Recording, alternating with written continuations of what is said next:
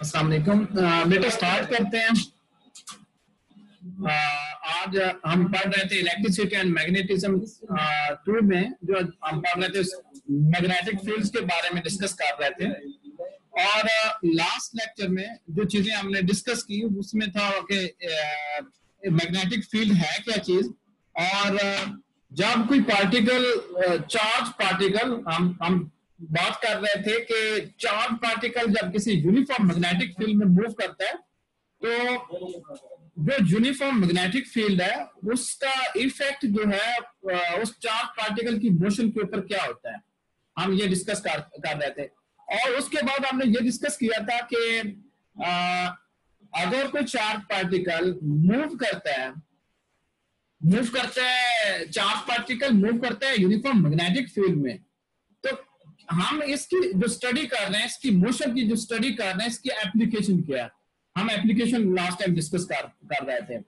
और ये जो एप्लीकेशन थी, जो हमने इसकी दो एप्लीकेशन डिस्कस कर चुके हैं, और जो थर्ड इसकी एप्लीकेशन है वो आज हम डिस्कस करेंगे।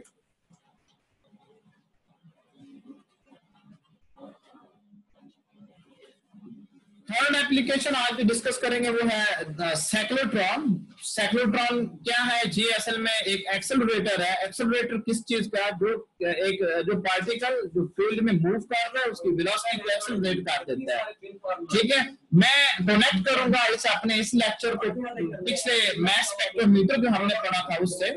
मैस स्पेक्ट्रोमीटर क्या था? इससे पहले हमने वेलोसिटी सिलेक्टर पढ़ा था। वेलोसिटी सिलेक्टर में क्या होता था कि वेलोसिटी सिलेक्टर में हम एक बीम ऑफ पार्टिकल्स, एक बीम ऑफ इलेक्ट्रॉन्स कह लें या बीम ऑफ आयंस कह लें, तो हम मूव करवाते हैं, एग्जिट होते हैं कहां से? एक सोर्स से, और वो इलेक्ट्रिक और मैग्नेटिक फील्ड की प्रेजेंस में वो मूव करते हैं। हम उसके बाद ये देखते हैं कि उस पार्टिकल की जो वेलोसिटी है, अगर वो एक स्पेसिफिक वेलोसिटी है, स्पेसिफिक वेलोसिटी हम वेलोसिटी सिलेक्टर में क्यों लेते थे? ताकि उस मूविंग पार्टिकल या मूविंग आयन या मूविंग चार्ज की सराउंडिंग में जो मैग्नेटिक फील्ड प्रोड्यूस हो उसकी एक खास मैग्नीट्यूड हो, और वो जो खास मैग्नीट्यूड है वो बैलेंस करेगी अप्लाइड इलेक्ट्रिक फोर्स को। ठीक है, और पार्टिकल जो है वो अनरिफ्लेक्टेड उस फील्ड में से गुजर जाएगा। इसी तरह की हमारे पास थी जब हम पढ़ रहे थे, सॉरी ये एक प्रॉब्लम आई है। अच्छा हाँ, इसी तरह की हमने एग्जांपल पढ़ी थी मैस स्पेक्ट्रोमीटर में। मैस स्पेक्ट्रोमीटर में जो वेलोसिटी सिलेक्टर डिवाइस थी, असल में हमने उसको यूज किया था as a component of the mass spectrometer. ठीक है, तो मैस स्पेक्ट्रोमीटर में हम क्या करते हैं, हम आयंस बीम ऑफ आयंस को पास करवाते हैं वेलोसिटी सिलेक्टर से। Velocity selector is the first component of the mass spectrometer. ठीक है, और उसके बाद हम एक यूनिफॉर्म मैग्नेटिक फील्ड में, यूनिफॉर्म मैग्नेटिक फील्ड वो वही फील्ड होती थी जिस तरह की फील्ड हमने वेलोसिटी सिलेक्टर में लगाए थे। इस फिगर में मैं आपको ये रिवाइज करवा देता हूँ। ये यहां तक का जो पोर्शन है, ये पोर्शन है हमारा वेलोसिटी सिलेक्टर, और इसके बाद जो ऊपर वाला ये पोर्शन है, ये हमने यूनिफॉर्म मैग्नेटिक फील्ड अप्लाई की हुई है, that is into the page, inward है। ठीक है, और इसमें होता क्या था कि जब एक पार्टिकल एक खास वेलोसिटी के साथ मूव करता है, वेलोसिटी सिलेक्टर में से अनरिफ्लेक्टेड गुजर जाते हैं, उसके बाद अगर ये पॉजिटिव चार्ज है तो inward field, inward magnetic field उसको रिफ्लेक्ट करके टुवर्ड्स लेफ्ट, क्योंकि जो चार्ज पॉजिटिव चार्ज पार्टिकल है वो काउंटर क्लॉकवाइज मूव करता है in the presence of magnetic field, right. उसके बाद हमने उसका रेडियस फाइंड किया था कि कोई चार्ज पार्टिकल अगर यूनिफॉर्म मैग्नेटिक फील्ड में मूव कर रहा है तो अगर वो सर्कल में मूव करेगा तो किस उसका रेडियस क्या होगा। वहां से जो रेडियस की इक्वेशन हमने लास्ट टाइम देखी थी, उस रेडियस की इक्वेशन से मैं mass to charge ratio find करूंगा। इसके बाद जो जेजे थॉमसन था, जेजे थॉमसन ने charge to mass ratio calculate की थी। ठीक है, उसकी तरफ हम नेक्स्ट गए थे। ये चीजें हैं जो मैं रिपीट कर रहा हूँ, जो आपने पढ़ी हुई है, राइट। अच्छा, मैस टू चार्ज रेशियो मैंने फाइंड कर ली, और इक्वेशन 1 जो मैं लास्ट टाइम डिस्कस कर चुका हूँ वेलोसिटी सिलेक्टर में, वो हम उसको यूज करेंगे, और मैस टू चार्ज रेशियो जो है that will be equal to R B not P over E, इसके बराबर आ जाएगी। ठीक है। अच्छा, उसके बाद ये जे थॉमसन के बारे में लिखा हुआ, जिसने चार्ज टू मैस रेशियो को यूज करते हुए इलेक्ट्रॉन डिटेक्ट किया, बीम ऑफ इलेक्ट्रॉन्स को डिटेक्ट किया, और उसने ये कहा कि जो इलेक्ट्रॉन्स हैं that are the fundamental particle of nature. ठीक है, ये वो मैस स्पेक्ट्रोमीटर है जो जे थॉमसन ने अपने एक्सपेरिमेंट में यूज किया था। ठीक है, ये बातें आप पढ़ चुके हैं, मैं रिवाइज कर रहा था। अच्छा, अब जो हमने डिस्कस करना है that is the cyclotron. Cyclotron भी एक डिवाइस है जो चार्ज पार्टिकल्स को एक्सेलरेट कर देती है, उसकी वेलोसिटी को बढ़ा देती है। वेलोसिटी को बढ़ाने का मतलब उसकी काइनेटिक एनर्जी, उन पार्टिकल्स की काइनेटिक एनर्जी को बिलियन ट्रिलियन टाइम इंक्रीज कर देती है। ठीक है, साइक्लोट्रॉन जो है this is also the application of a charged particle moving in the uniform magnetic field. Last time मैंने साइक्लोट्रॉन की एग्जांपल दी थी, मैंने कहा था कि इससे अगला जो टॉपिक आएगा वो टोटली हम एक लेक्चर जो होगा हमारा साइक्लोट्रॉन पे होगा, तो इसमें मैं आपको डिटेल में बता दूंगा। Cyclotron is a device that can accelerate charged particles to very high space, और इसको हम पार्टिकल एक्सेलरेटर भी कहते हैं। पार्टिकल एक्सेलरेटर जो है इसकी एप्लीकेशन कहाँ पे है, या ये करता क्या है, द एनर्जेटिक पार्टिकल्स प्रोड्यूस्ड, जो इस केस में जो एनर्जेटिक पार्टिकल प्रोड्यूस होते हैं that are used to bombard atomic nuclear, किसी और मटेरियल के एटॉमिक न्यूक्लियर को उनसे बम्बार्ड करते हैं, और उससे फिर क्या होता है कि एक न्यूक्लियर रिएक्शन अकर होता है। उस न्यूक्लियर रिएक्शन मतलब बम्बार्डमेंट होती है, एटम टूटता है। ठीक है, तो फिर क्या होता है, नंबर ऑफ मतलब उससे बहुत सारे पार्टिकल एग्जिट होते हैं, एमिट होते हैं, निकलते हैं, जिनकी एनर्जी बहुत हाई होती है, और वेलोसिटी बहुत ज्यादा होती है। तो इससे एक्सेलरेटर की एप्लीकेशन जो है लोअर लेवल पे, छोटे लेवल पे क्या है कि बहुत सारे हॉस्पिटल्स हैं वो साइक्लोट्रॉन फ्रीक्वेंसी फैसिलिटीज को यूज कर रहे हैं। वो किस लिए हॉस्पिटल में ये साइक्लोट्रॉन जो किस मकसद के लिए यूज होता है, उससे क्या करते हैं, वो प्रोड्यूस करते हैं रेडियो एक्टिव सब्सटेंसेस जो है वो प्रोड्यूस करते हैं। वो ये जो रेडियो एक्टिव सब्सटेंसेस है जो ये साइक्लोट्रॉन फैसिलिटी को यूज करते हुए प्रोड्यूस करते हैं, उनका मकसद क्या है, वहां पे मुख्तलिफ बीमारियां जिस तरह कैंसर हो गया या कोई और बीमारी है उसको डायग्नोज करना और उसको ट्रीट करने के लिए ये इस्तेमाल करते हैं। तो जो साइक्लोट्रॉन में चार्ज पार्टिकल्स की जो मोशन है, इनमें इनकी मोशन में जो इलेक्ट्रिक और मैग्नेटिक फोर्सेस है ये की रोल प्ले करती है, एक बुनियादी रोल प्ले करती हैं। किसमें, इसके जो साइक्लोट्रॉन का जो ऑपरेशन है, इसकी स्कीमेटिक डायग्राम अगले सफे पे दिखाई, उसमें मैं आपको समझा देता हूँ, और उसके बाद जो छोटी मोटी बातें हैं या जिससे इससे रेलेवेंट जो एग्जांपल्स हैं वो मैं आपको करवा दूंगा। ठीक है, ये जो एक्सेलरेटर है या जो साइक्लोट्रॉन है, असल में एक इसमें स्ट्रॉन्ग मैग्नेटिक फील्ड एक तो अप्लाई की होती है, और स्ट्रॉन्ग मैग्नेटिक फील्ड इस डिवाइस के बारे में मैं अभी बताता हूँ।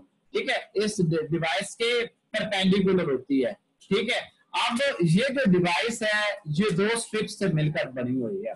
एक स्ट्रिप जो है, एक स्ट्रिप को आप एक डी कह लें। डी का मतलब जिस तरह प्रोटेक्टर आपने ज्योमेट्री में देखा होगा, ठीक है, वो डी टाइप, इसे दो डीज भी कहते हैं। यहाँ पे आप नीचे देखें कि टू डीज, इस डीज का मतलब D1 और D2, एक डी ये बन रही है और दूसरी डी ये बन रही है, और इन दोनों के बीच में गैप है। ठीक है, और इन दोनों डीज को अल्टरनेटिंग पोटेंशियल अप्लाई किया हुआ है। ठीक है, अल्टरनेटिंग पोटेंशियल डिफरेंस भी अप्लाई किया हुआ है। एसी करंट, ठीक है, इसमें से एसी करंट यानी कि पास करवाया, ऐसे आप समझ लें, ठीक है। और यहाँ पे जो जो ब्लैक डैश्ड कर्व्ड लाइंस है, ये रिप्रेजेंट करती हैं पार्टिकल के पाथ को, ठीक हो गया। और पार्टिकल जो है जब एक्सेलरेट हो जाता है तो जहां जिस जगह से वो एग्जिट करता है, एमिट होता है, वो ये रेड लाइन से दिखाया हुआ है, ठीक है। अब मैं इसका प्रिंसिपल बता देता हूं कि इसका फिनोमिना क्या हो क्या रहा है, ठीक है। हम एक ये देखें साइक्लोट्रॉन मोशन, जिस तरह उस दिन मैंने ड्रॉ की थी, ये साइक्लोट्रॉन मोशन, यहाँ से पार्टिकल पॉइंट पी से स्टार्ट होता है, जनरेट होता है, जैसे मतलब अमिट होता है, इलेक्ट्रॉन अमिट होता है, और ये साइक्लोट्रॉन मोशन में वो मूव करता है। लेकिन मूव करता हुआ यहाँ से जब वो पार्टिकल यहाँ पे आता है, मतलब हाफ सर्कल कंप्लीट करता है, तो यहाँ पे गैप है। इस गैप को वो कैसे मतलब कैसे जंप कैसे मारेगा, जहां पे हम क्या करते हैं, अल्टरनेटिंग वोल्टेज जो है उसको एक एनर्जी दे देती है, और उस एनर्जी से क्या होता है, इसने जो अपनी एनर्जी पहले गेन कर लेता है, मोमेंटम गेन कर लेता है, उस मोमेंटम की वजह से ये इस स्लिट, इस गैप को जंप करता है। जब जंप करता है तो इसके पास और ज्यादा एनर्जी आ जाती है। फिर जब ये नेक्स्ट डी में हाफ सेमी सर्कल, ये एक सेमी सर्कल को कवर करने के लिए जितना टाइम ये लेता है, that is half of the time period, t/2। इसी तरह यही t/2 जो है टाइम, ये इसकी फ्रीक्वेंसी के साथ मैच करना चाहिए, किसकी, अल्टरनेटिंग वोल्टेज की फ्रीक्वेंसी के साथ मैच करना चाहिए। मतलब यहाँ पे अगर हाफ सर्कल कंप्लीट होता है तो ये भी अपना आधा जो सर्कल है वो कंप्लीट कर ले। इसी तरह जब तो क्या होगा, वोल्टेज इन्वर्स हो जाएगी जब ये अगला हाफ सर्कल कंप्लीट करेगा। तो इस तरह इसको ये अल्टरनेटिंग वोल्टेज जो है, इससे अल्टरनेटिंग वोल्टेज की जो फ्रीक्वेंसी है और इसकी जो फ्रीक्वेंसी है, मोशन की जो फ्रीक्वेंसी है, वो एक ही फेज में होनी चाहिए। नेक्स्ट मैं आपको बताऊंगा, अगर फेज इन फेज नहीं रहती है, आउट ऑफ फेज हो जाती है, तो फिर हम क्या करते हैं वो मैं अगली स्लाइड पे आपको बताऊंगा, ठीक है। अच्छा, ये बातें मैं एक दफा रिपीट कर देता हूँ जो मैंने अभी आपको बोली है, फिगर को देखते हुए मैंने आपको समझाई है, और एक दफा मैं इनको पढ़ भी देता हूँ ताकि ये मजीद आपको क्लियर हो जाए, ठीक है। The charges move inside two semi circular containers. दो चार्जेस जो मूव करते हैं किसमें, दो सेमी सर्कुलर कंटेनर्स में। दो सेमी सर्कुलर, मैं पिछली स्लाइड पे फिर जाता हूँ, दो सेमी सर्कुलर कंटेनर्स कौन कौन से हैं, एक ये डी बनी हुई है और एक ये डी बनी हुई है। इनमें ये पार्टिकल मूव करते हैं, D1 and D2 referred to as dees. इनको डीज क्यों कहते हैं, because the shape is just like D, ठीक है। अब क्या है, हम हाई फ्रीक्वेंसी में इस पे जोर इसलिए दे रहा हूं कि एक्सेलरेटर में हाई फ्रीक्वेंसी अल्टरनेटिंग जो पोटेंशियल डिफरेंस आपने अप्लाई करना होता है, ठीक है। इन दोनों डीज के अक्रॉस आप हाई पोटेंशियल डिफरेंस अप्लाई करते हैं, ठीक है। And uniform magnetic field is directed, जो कि लास्ट फिगर में मैंने कहा कि ये अपवर्ड होगी, डीज के परपेंडिकुलर होगी, ये अप्लाई की हुई है। फिर क्या है कि अगर तो हम positive charge, positive ion release करें फ्रॉम द पॉइंट पी, ठीक है, near the centre of the magnet जो है मैग्नेटिक फील्ड, जिसकी वजह से magnetic field perpendicular to that dees है, वहां से अगर एक अमिट करे पार्टिकल मतलब positive ion in one D moves in a semi circular path. जिस सेमी सर्कुलर पाथ को इस फिगर में डॉटेड लाइंस के साथ ड्रा किया हुआ है, वो मैंने आपको बताया, and arrives back at the gap. और ये जो पिछली स्लाइड में मैंने कहा, ये इस गैप तक आ जाते हैं कितने टाइम में, t/2 टाइम में। t क्या चीज है, टाइम पीरियड है, कि एक पार्टिकल जो सर्कल में मूव कर रहा है उसका टाइम पीरियड का आधे टाइम पीरियड में अगर वो इस गैप तक आ जाता है, तो हम कहेंगे ये जो फिर हमें एडजस्ट भी करना पड़ता है, एडजस्ट फ्रीक्वेंसी को इस टाइम पीरियड के साथ हम एडजस्ट करते हैं, ताकि वहां से अल्टरनेटिंग वोल्टेज जो है उसका एक हाफ मुकम्मल हो, जब वो गैप पे पहुंचे तो दोबारा उसे वही सिग्नल मिल जाए। ठीक है। मैं दोबारा इसको पढ़ता हूँ। A positive ion released at P near the center of the magnet in one day moves in a semicircular path जिसके and arrives back at the gap in a time interval T by 2, where T is the time interval needed to make one complete round trip, that is called time period. और time period को हम पहले discuss कर चुके हैं। मैंने वही वहां से जो इक्वेशन हमने वहां पे जो टाइम पीरियड के लिए पढ़ी थी, मैंने वही कॉपी करके यहाँ पे लगाई है, ताकि कोई आपको देखने में कोई प्रॉब्लम ना हो या आप ये ना समझें कि ये इक्वेशन कहाँ से आ गई। ठीक है, तो ये वही टाइम पीरियड है जो कि बराबर था।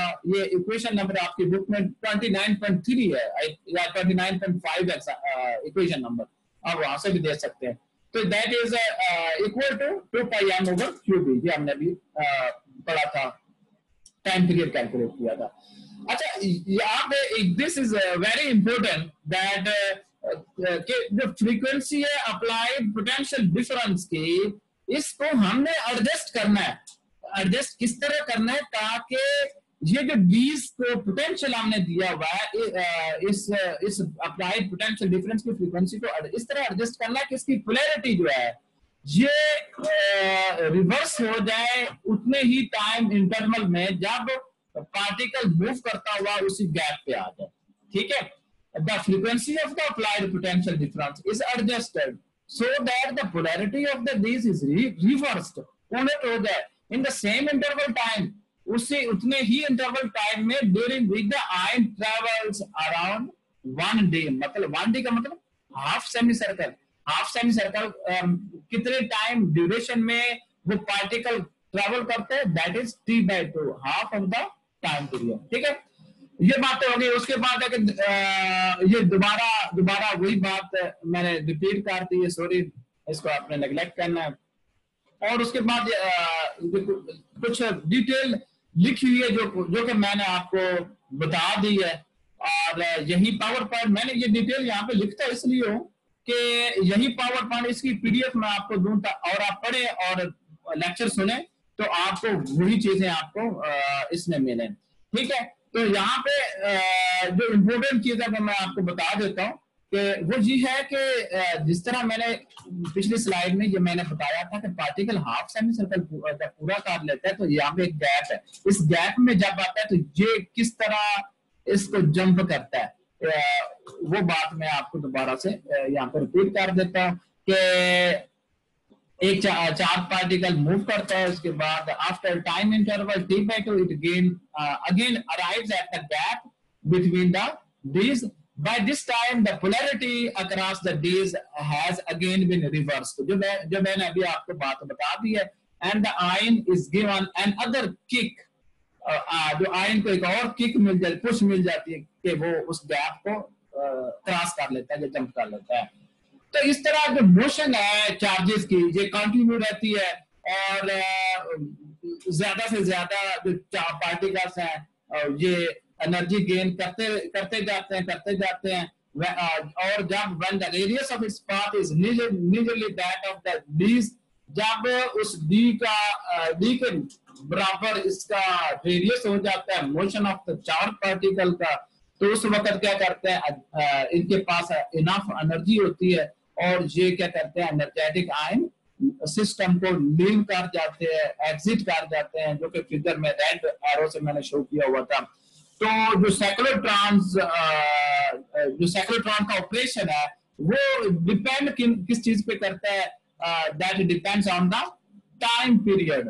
और ये जो साइक्लोट्रॉन की ऑपरेशन है this is independent of the speed of the ion and the radius of the circular path. ठीक है, ये सिर्फ और सिर्फ टाइम पीरियड पे डिपेंड करता है और डिपेंड करता है कि आपने जो अप्लाई किया है पोटेंशियल डिफरेंस उसकी फ्रीक्वेंसी कितनी है। ठीक है, और टाइम पीरियड का रिलेशन मैंने यहाँ पे फिर लगा दिया है ताकि कोई प्रॉब्लम ना हो।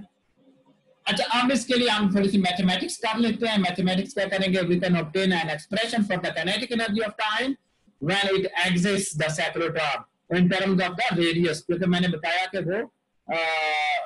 वो टाइम पीरियड के ऊपर डिपेंड करता है। फिर हम आगे जाकर मैं इसको बताऊंगा कि ये टाइम पीरियड रेडियस के ऊपर कैसे डिपेंड करता है। we can obtain an expression for the kinetic energy of the ion when it exits the cyclotron in terms of the radius. ये फिर रिपीट हुआ है जो मैं करेक्ट कर लूंगा और करेक्शन के बाद मैं आपको इसको सेंड कर दूंगा, ठीक है। ये दो बातें रिपीट हो गई। अच्छा, इसका जो रिलेशन है वो हम वेरी बेसिक इक्वेशन से स्टार्ट करते हैं। That is magnetic force was equal to Q multiplied by V cross B, और उसको हम लिख सकते हैं Q V sine of theta. और हमें इस बात का पता है कि जो यहाँ से जो V की जो वैल्यू आएगी that will be equal two cube R over M के बराबर होगी। और ये वाली वैल्यू वेलोसिटी की, ये वाली वैल्यू अगर मैं काइनेटिक एनर्जी इक्वेशन में पुट करूं तो ये मेरे पास काइनेटिक एनर्जी की इक्वेशन आ जाएगी Q square B square R square divided by 2M। यानी इतनी ज्यादा जो है काइनेटिक एनर्जी जो है वो बढ़ जाएगी। और when the energy of the ions in a cyclotron exceeds about 20 mega electron volt, जब साइक्लोट्रॉन की एनर्जी कितनी हो जाती है 20 मेगा इलेक्ट्रॉन वोल्ट, तो फिर क्या होता है उस वक्त इसकी जो वेलोसिटी है इक्वल हो जाती है, ऑलमोस्ट इक्वल हो जाती है to the velocity of light. जब कोई पार्टिकल वेलोसिटी ऑफ लाइट के साथ मूव करता है तो वहां पे रिलेटिविस्टिक इफेक्ट्स आते हैं।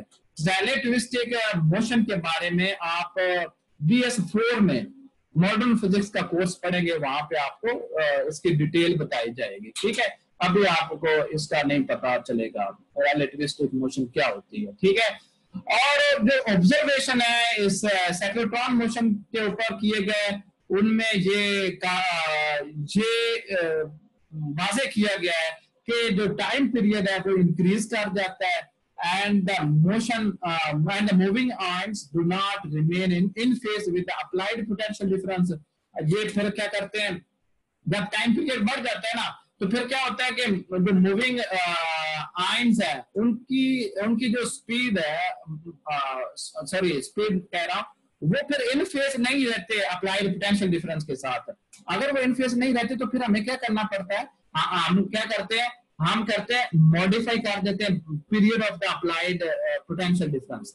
Period of the applied potential difference यहाँ पे यूज किया है, इससे पहले मैंने फ्रीक्वेंसी यूज किया। टाइम पीरियड और फ्रीक्वेंसी का आपस में रिलेशन है जिसकी वजह से यहाँ पे मैंने period of the applied potential difference use किया। मैं ये क्लियर करना चाह रहा था। तो हम वहां पे फिर इसकी फ्रीक्वेंसी पोटेंशियल डिफरेंस की फ्रीक्वेंसी को एडजस्ट करते हैं, ठीक है। और एडजस्ट किस तरह करते हैं कि वो दोबारा से इन फेज आ जाए, ठीक हो गया। और ये था आज का lecture, thank you very much. हाँ, ये जो इम्पोर्टेंट बात थी कि कुछ ये एग्जांपल्स मैंने यहाँ पे लगाई है, एग्जांपल 2 है, 3, 4, ये 2-3 एग्जांपल्स हैं जो सॉल्व है। ये आपकी असाइनमेंट है, ये आपने करना है। मैं आपको इसकी पीडीएफ सेंड भी कर देता हूँ और ये आपने नेक्स्ट मंडे तक असाइनमेंट जमा करवा दीजिए। अब अगर आपका कोई क्वेश्चन है लेक्चर से रेलेवेंट तो प्लीज टेक्स्ट करें। और थैंक यू वेरी मच। और इसके अलावा कोई और क्वेश्चन हो तो हम नेक्स्ट क्लास में भी डिस्कस कर सकते हैं जब आप फिजिकली यूनिवर्सिटी में आएंगे, ठीक है। Thank you very much.